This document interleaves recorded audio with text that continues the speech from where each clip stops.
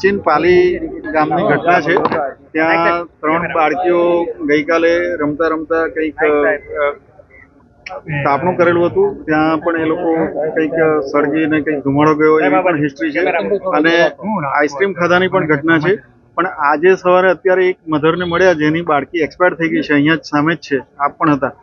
તો એ માં ચોખ્ખું કહે છે કે મારી પાસે પૈસા જ નથી, મારી બાળકીએ આઈસ્ક્રીમ ખાધું નથી અને તેમ છતાં એ તાપણું કરીને કંઈક ધુમાડો લાગ્યો અને તરત જ બેહોશ જેવી થવા માંડી અને ઉલટી થઈ અને એને અહીંયા લઈ આવ્યા અને એક્સપાયર થઈ ગયા। એટલે સચિન લઈ ગયા અને ત્યાં એક્સપાયર થઈ ગયા। હવે પીએમ કરવામાં આવશે?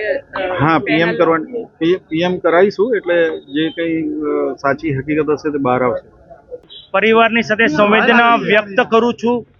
હું તેમના પરિવારના એમની મમ્મીને પણ મળ્યો, પણ બધી જગ્યાએ અલગ અલગ વાત આવે છે। કોઈ કે આઈસ્ક્રીમ ખાધું, કોઈ કે તાપણું કરતા પણ સાચી હકીકત પોલીસ ઇન્વેસ્ટિગેશન કરી રહી છે અને પીએમ પણ થઈ રહ્યું છે। સાંજ સુધીમાં સાચી હકીકત આપણી સમક્ષ આવશે। Okay sir, thank you.